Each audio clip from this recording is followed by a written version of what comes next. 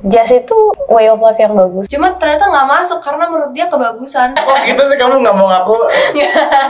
One, two, three. Have you ever planned to motor west?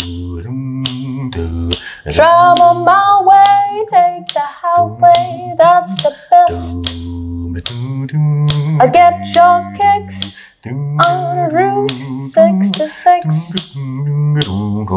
Now you go through Silhouette, Joplin, Missouri, and Oklahoma City looks mighty pretty.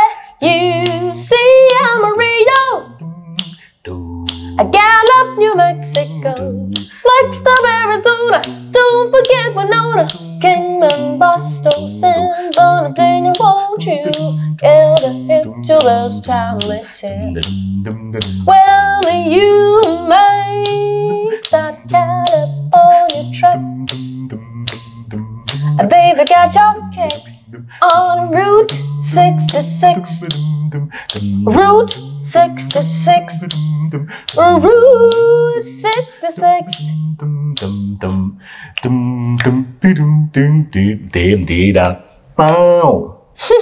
Wey, selamat datang di IAFS. Terima kasih Iya. udah mengundang aku. Yang pasti pertama kali Natasha itu kita nyanyi bareng di The Jazz ya. The Jazz Music School tahun 2017 apa 2018 ya? lama juga ya. Tapi itu memang sekolah Jazz Music School itu memang sekolah yang nge-jazz banget. Instrumen-instrumen itu memang ditujukan buat jazz, dan Natasha Elvira pertama kali ketemu kita di sana. Jadi kamu itu dari dulu memang udah suka jazz ya? Sebenarnya itu awal aku masuk ke jazz, itu awal aku suka jazz. Oke, kita akan ngomongin itu hari ini ya. Ini tentu buat teman-teman, mungkin ada yang udah kenal, ada yang belum kenal, tapi kalian harus kenal karena sekarang kalau kita ngomongin jazz di Indonesia, penyanyi yang buat saya itu jazz banget. Itu nggak banyak ya, tapi salah satunya adalah Natasha Elvira, dan EP-nya udah keluar, bisa kamu dengerin di Spotify, dan juga ada upcoming album. Amin Gitu ya. Awal 2024. Ya. Terus katanya mau di-take ulang karena nggak puas productionnya gitu kali ya. Iya, tapi bisa juga enggak sih, bisa juga enggak. Bisa juga, oh gitu, oke. Masih muda gitu. Iya, masih muda ya. Tapi nggak banyak opsi itu lah kalau namanya juga seorang seniman ya, harus bisa mendapatkan yang paling oke. Iya. Oke, jadi teman-teman, kita akan kita akan ngebahas soal jazz, Natasha Elvira, dan juga TikTok di jazz coming up di episode kali ini. So, Natasha Elvira, aku kan pertama kali kenal kamu tuh di The Jazz Music School. Terus kita lama latihan sama aku, lihat kamu pertama kali waktu itu kamu perform di The Jazz, terus kayak, wah, oke, ini calon-calon bakal keren banget. Aku waktu itu inget banget. Kamu waktu itu masih umur berapa? 17. Sekitar 17 ya. Terus aku lama nggak lihat kamu, tahu-tahu kamu masuk The Voice. Apa tuh? Apa ya? The Voice itu apa sih? Rising Star ya? Rising Star. Oh, bukan The Voice ya? Oh itu The Jazz dulu ya timeline-nya ya? Nggak tahu. Aku lupa. Gimana sih? Tapi singkat aku The Jazz dulu. Baru Terus kamu ajang itu? Ajang itu. Oh gitu ya? Ajang apa sih? Rising Star. Rising Star. Kamu sampai mana waktu itu Rising Star? 12 besar. 12 besar. Terus apa yang terjadi dari Rising Star? Nambah temen aja. Oke. Nah, habis itu kamu mulai aktif di media sosial ya? Atau belum? Iya, lumayan. Lumayan ya? Aktifnya sebenarnya abis pandemi tuh malah aktif banget karena banyak waktu kan. Oke, banyak waktu. Dan sekarang yang aku sering lihat kamu tuh sekarang di TikTok justru. Sama geng kamu, apa namanya? Societ di Harmony ya. Itu buat aku gokil sih. Buat teman-teman yang belum tahu, akunnya nanti Gali bisa tolong kasih lihat ya. Akunnya Societ di Harmony. Bisa. Itu tadi kamu bilang memasyarakatkan jazz. Gimana cara itu? Tolongin cerita itu kan. Jadi aku pengen kayak ini sebenarnya yang bikin kan manajer aku ya, Societ di Harmony. Iya, jadi beliau tuh punya semangat untuk anak-anak muda atau orang-orang awam juga bisa mendengarkan jazz, karena jazz itu nggak sesulit yang orang-orang bilang gitu, dan nggak membosankan. Jazz tuh bisa fun juga. Kadang ada lagu rungkat kita jadiin swing gitu. Nice. Okay. Itu menurut kamu jadi semua lagu bisa digituin? Atau lagu-lagu tertentu aja sih, Nat, yang cocok atau enak dijazzin? Kayaknya lagu apa aja bisa deh. Apa perlu kita challenge nih? Kamu tahu lagu Indonesia gak yang kira-kira bisa kamu rubah? Misalkan sebenarnya ada ya beberapa lagu yang sebenarnya udah naturally gampang dibikin jazz nggak sih? Contohnya It Gitaf. Yang mana? Aku sudah tak marah. Kayak udah swingy gitu ya? Iya nggak sih? Bisa. Karena yang gitu kan 1, 2, 3, 4 kayak oh gitu. Iya.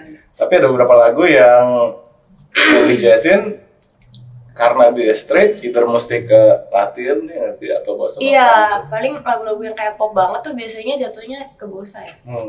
Oke, kita akan lihat mungkin contoh video dari salah satu TikToknya Tosya The Harmony yang kamu bikin. Coba kita cari lagi. Coba kamu kasih tunjuk salah satu contohnya yang lagu kayak pop banget gitu ya.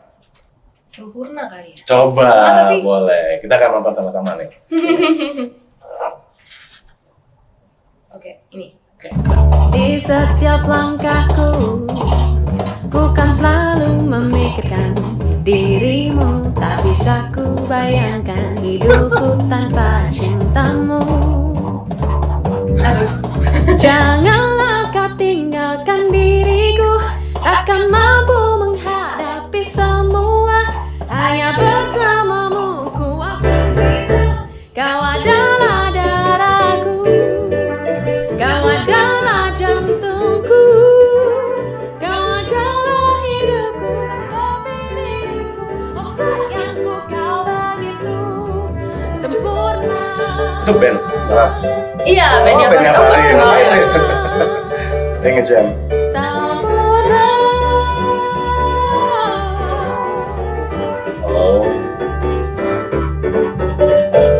Nice, oke. Sama siapa aja berarti yang main tuh tadi barusan? Kalau tadi Noah, Ferdinand Chandra sama bandnya Farid. Tapi kamu tahu kan di Indonesia itu jazz itu kurang sulit diterima ya. Sulit diterima. Tapi kenapa kamu memilih terus?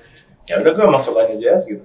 Terus kamu kenapa nggak? Maksudnya kamu kan punya potensi untuk ke jalur pop aja dan going mainstream. Tapi you decided nggak deh, aku pengen tetap di jalur ini gitu.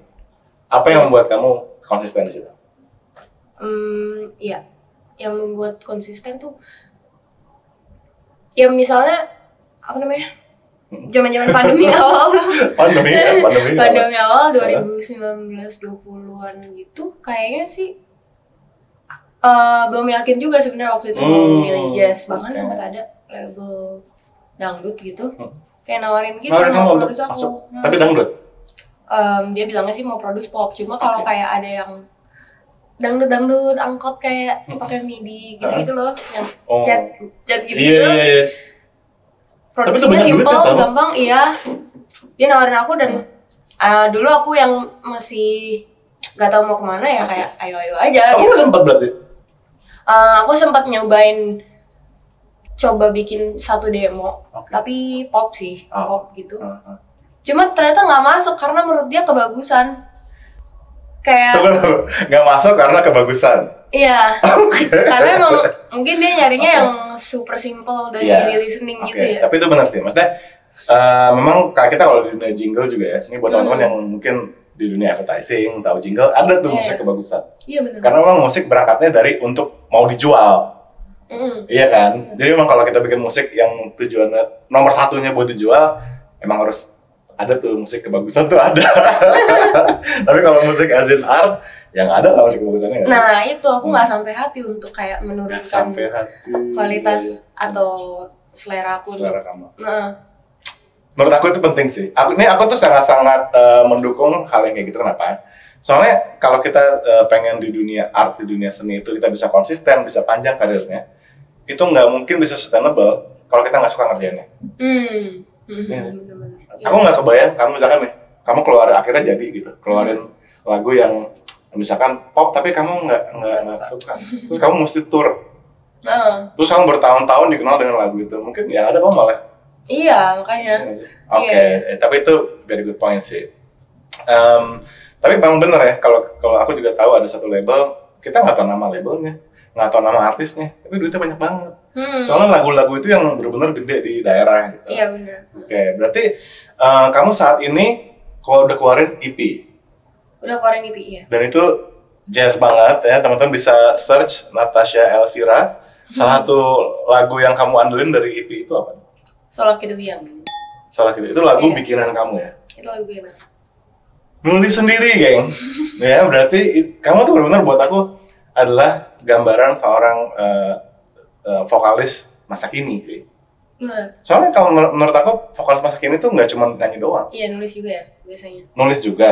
Terus kamu juga mesti bisa manage your own business. Benar-benar. Karena you are a brand kan. Kita penyanyi itu, kita vokalis itu kita adalah sebuah brand. Kalau ya, jadi kita punya manajer tuh adalah bagian dari tim kita untuk ngurusin bisnis kita. Iya. Nah, jadi kamu nulis sendiri, kamu yang menggagas EP juga. Bareng manajer aku by the way produser EP-nya juga. Oh, oke, berarti Kayak kita kalian semuanya punya ngerjain tim. bareng gitu.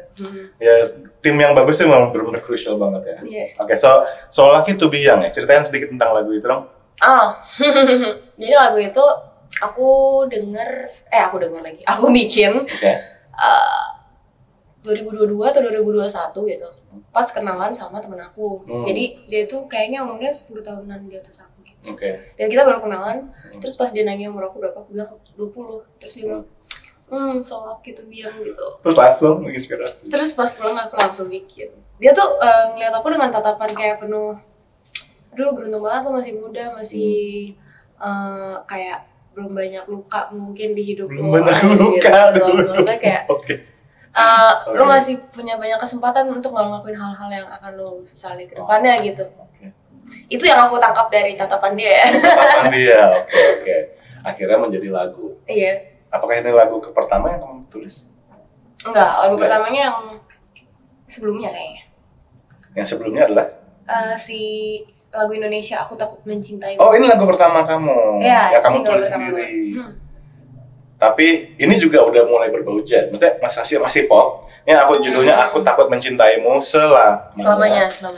Pop, cuman masih ada bau jazznya tuh kedengeran banget. Udah mulai gitu kan.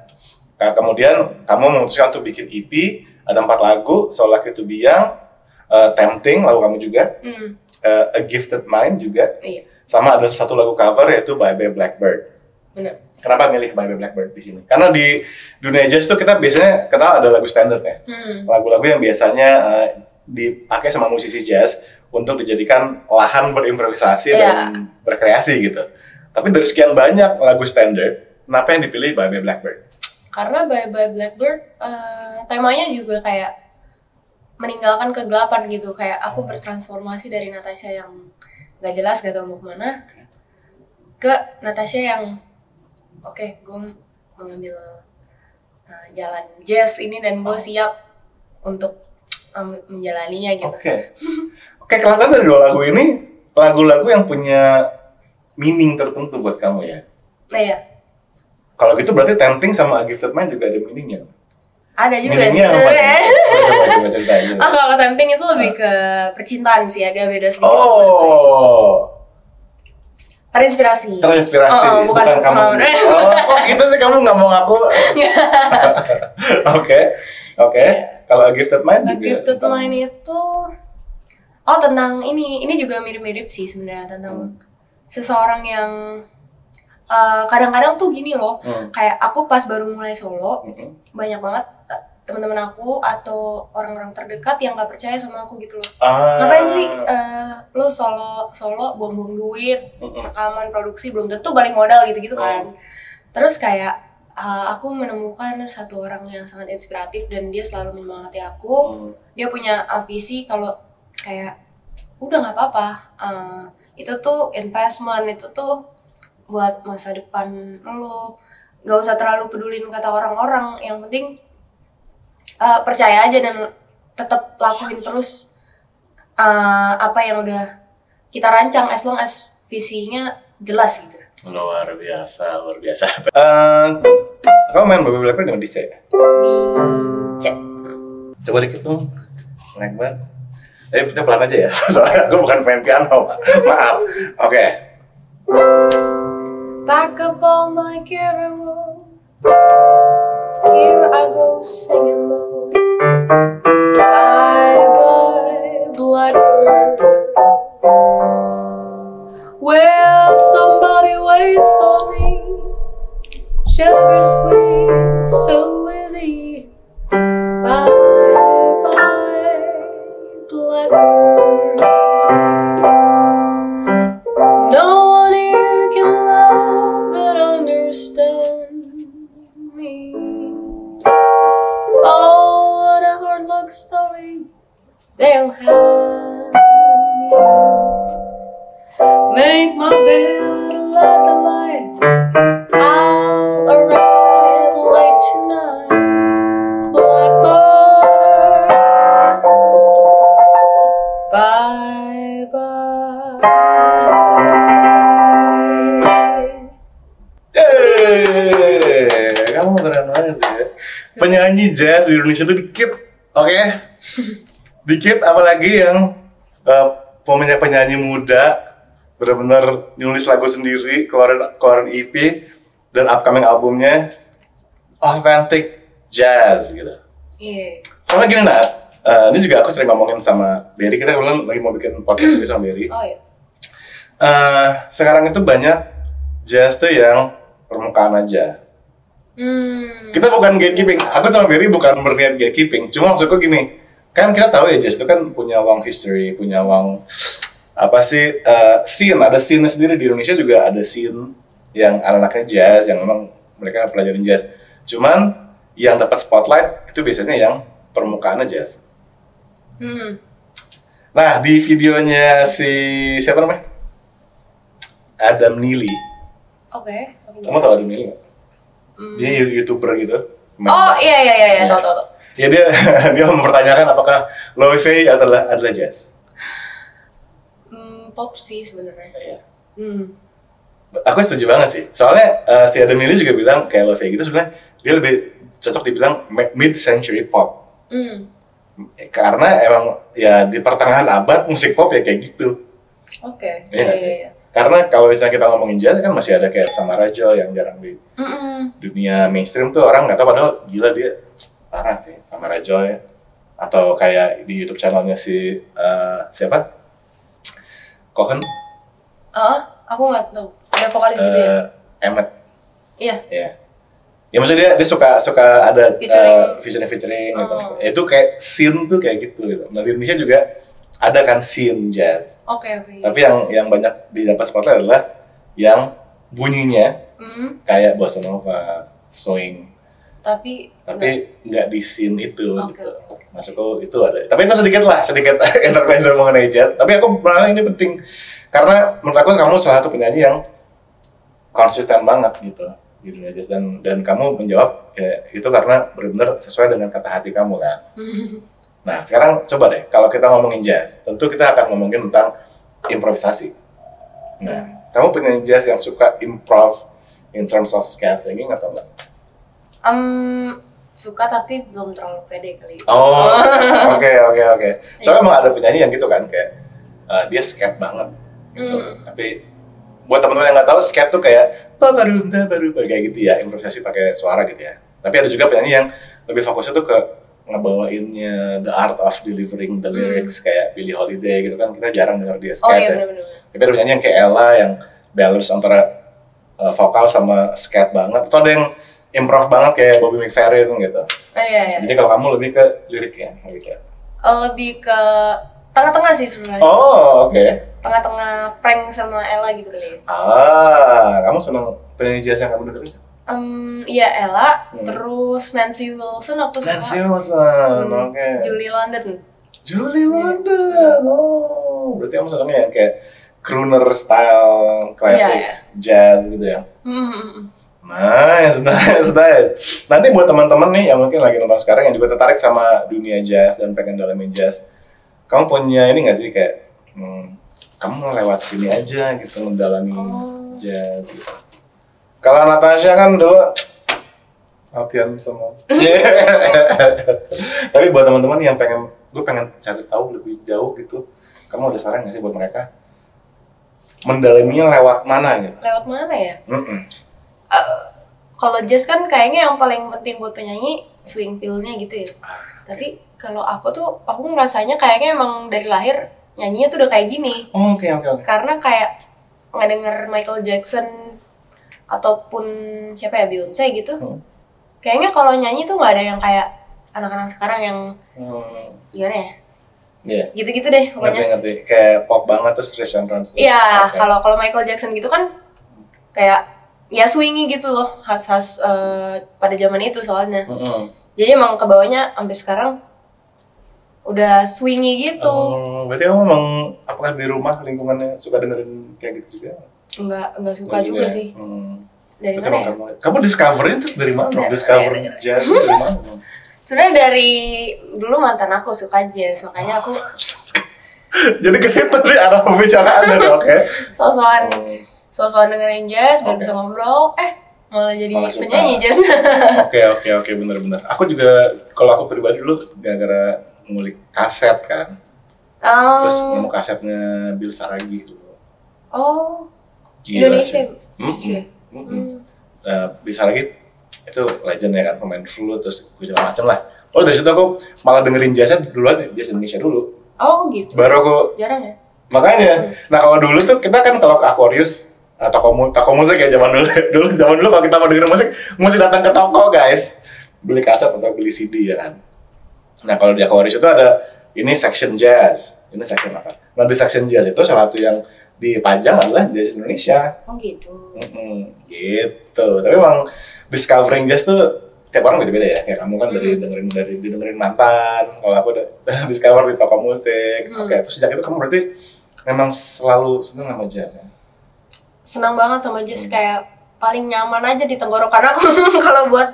kalau buat nyanyi nggak tahu kenapa, kayak udah nyoba yang lain-lain, udah nyoba alternatif gitu-gitu, akhirnya balik lagi ke jazz. Kayaknya emang made for jazz, asik.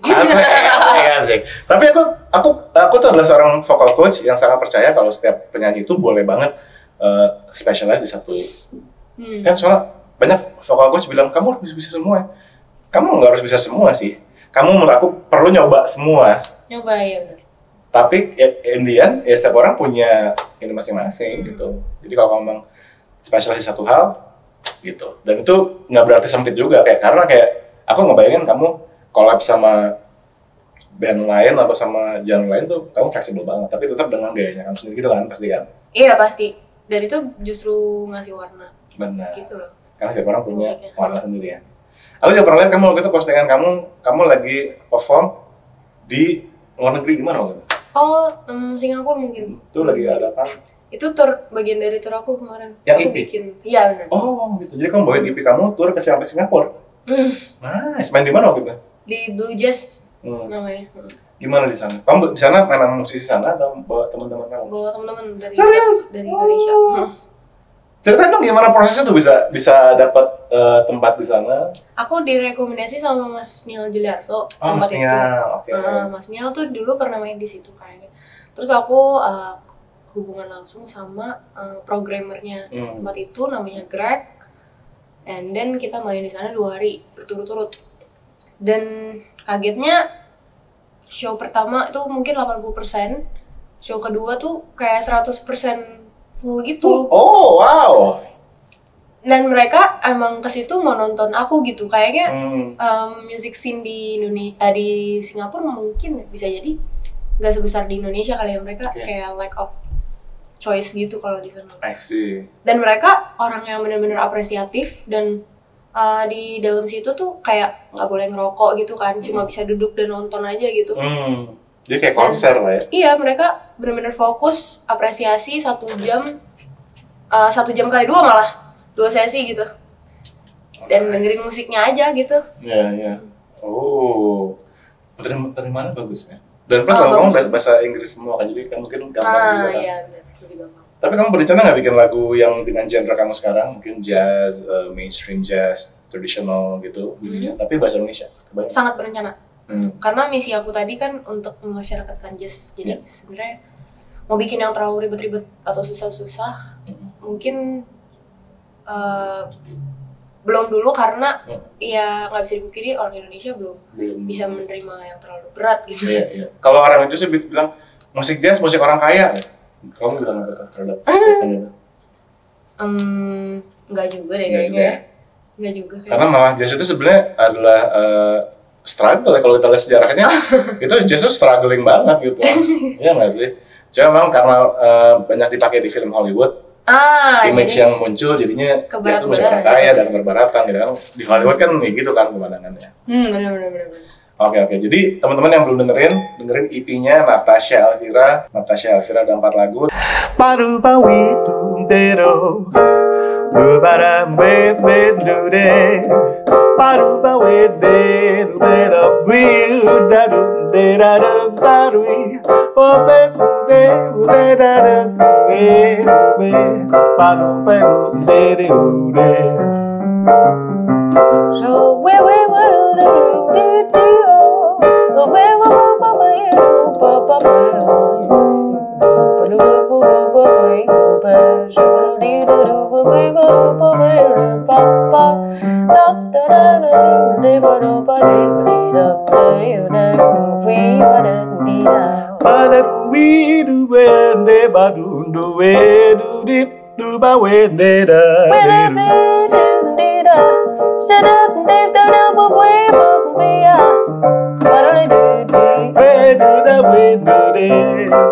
baru dere ude.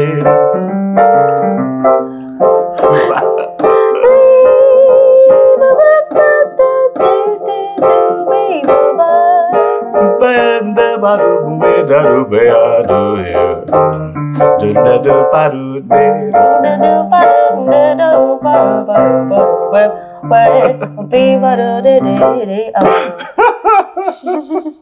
sketching itu gak gampang ya? Iya.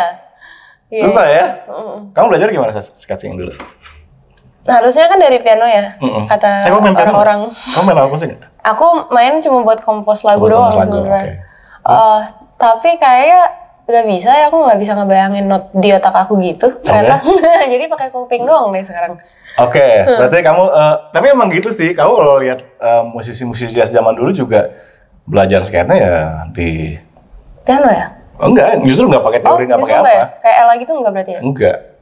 Mereka tuh andalannya kalau jazz tuh transcription sih. Oh, oke, iya. Berarti kamu pasti ada dong. Ada. Yang kamu kayak satu solo yang kamu suka banget. Sampai kamu bisa nyanyiin. Bisa, iya. Lagu apa tuh? Ada The Best Things in Life Are Free-nya Hank Mobley. Solo apanya berarti yang kamu hafal banget? Solo saksonya dia. Coba. Oh iya, barengan ya tapi. Karena kalau bisa lupa kadang-kadang. Nggak apa nih, videonya kena copyright, biarin bodo amat. Yang penting pengen apa judulnya? The Best Things in Life Are Free.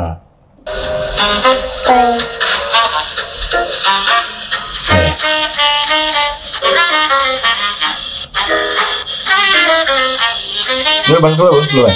Udah. Dikit lagi.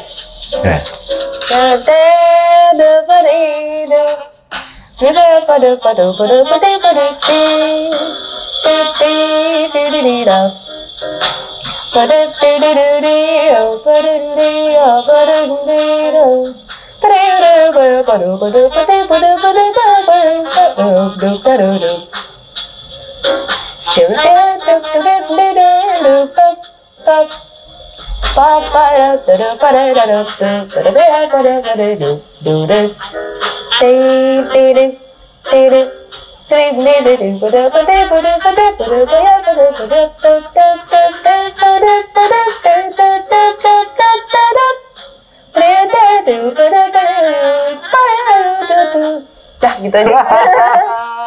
Keren banget. Oke. Buat teman-teman yang pengen belajar skate, menurut saya that's the best way. Ya, bisa jadi. Setuju nggak sih? Untuk kamu transcribe ya. Transcribe tuh, dan itu nggak harus ditulis, nyanyiin aja. Itu juga transcribe. Iya, nempel sendiri lama-lama. Nempel sendiri. Oke. Oke, Nat, terakhir nih. omongin sedikit dong tentang your upcoming project, album ya berarti. Rencananya berapa lagu? Rencananya 6 lagu. Original semua? Betul. Original semua. Vokalis modernnya harus begitu. Oke, terus ceritain. Kalau kali ini lebih ke bossa novaan. Ada yang agak pop-ish juga sebenarnya. Biar lebih gampang dinyanyiin bareng gitu. Bahasa Inggris semua berarti? Ada satu bahasa Indonesia. Satu bahasa Indonesia. Oh, nice. Tapi kayaknya perlu di-retouch banyak gitu. Tadi kita sebelum kita take, kita sempat ngomong nih. Katanya kamu udah rekaman. Terus kamu mau rekam ulang tuh kenapa? Alasannya? Karena kayaknya ada beberapa aransemen atau instrumentasi yang belum pas untuk lagu tertentu di part tertentu gitu. Ada ya nggak tahu sih, kayaknya emang kayak gitu ya kalau seniman setiap karyanya udah jadi itu ada aja yang aduh kurang. Jadi mendingan langsung rilis aja ya. Sebetulnya gitu sih ya kan. Tapi nggak apa. Ini pokoknya kamu pengen hasilnya puas ya nggak sih? Iya benar. Apalagi kan ini kan studio album kan, bukan album live. Maksudnya bukan album live konser tapi live studio gitu. Apa beda apa gimana? Benar live studio. Live studio ya. Oke, kalau gitu sukses banget buat kamu Nat. Untuk penutupan mungkin kamu bisa bilang ke teman-teman kenapa mereka itu ingin mendengarkan jazz dan apa yang seru dari jazz. Kedua, gimana cara mereka menemukan kamu di media sosial atau di yang lain? Oke. Menurut aku jazz itu is a way of life gitu.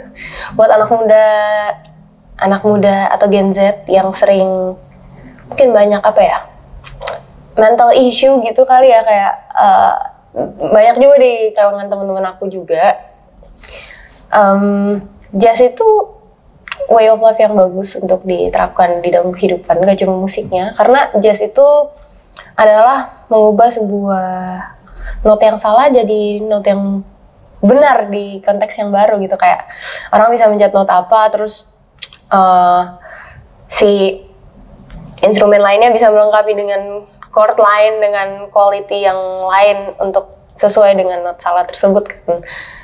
Dan menurut aku dalam kehidupan sehari-hari, kita sebagai anak muda juga harus lebih fleksibel terhadap surprise-surprise di kehidupan ini. Jadi untuk setiap musibah-musibah yang datang atau masalah yang datang, jangan dibawa ngeluh gitu. Tapi jadikanlah itu sebagai motivasi atau mungkin jalan lain yang akan membawa kamu ke opportunity yang berbeda dan mungkin lebih baik dari sebelumnya gitu. Dan juga jangan patah semangat buat orang-orang yang berjuang, karena walaupun kamu berbeda dari yang lain, semua itu ada jalannya kok, semua ada pasarnya gitu. Dan kenapa harus dengerin jazz? Karena di jazz tuh banyak improvisasi yang banyak hal-hal unexpected yang beautiful yang ditemukan di dalam musik jazz gitu. And then last but not least, kamu bisa temuin aku di sosial media. Di Instagram ada Natasha Elf, NATASYAELV, di Spotify ada Natasha Elvira, di TikTok ada Natasha Elvira juga, ada juga Societate The Harmony yang bisa kamu tonton. Di YouTube ada Natasha Elvira juga. Gitu. Oke. Itu lebih dalam dari yang aku bayangkan sih. Itu deep banget, tapi bener ya. Yes, you guys should listen to jazz dan dig deeper. Jadi nggak cuma di permukaan, karena makin dalam kamu ke dunia jazz, menurut aku makin asik sih. Asik. Dan dengerin jazz juga nggak cuma dengerin musiknya doang, tapi kamu tahu kayak nih yang main piano si ini dan gimana berinteraksinya dan improvisasinya, itu luar biasa. Itu yang seru. So Nat, thank you so much udah datang ke IAVS dan sharing story kamu. Sukses buat your upcoming album dan project lainnya ya. Sukses buat IAVS juga. Yeah, thank you. Oke, terakhir kita ngomong bebaskan suaramu sama teman ya. Oke. 1, 2, 3. Bebaskan suaramu.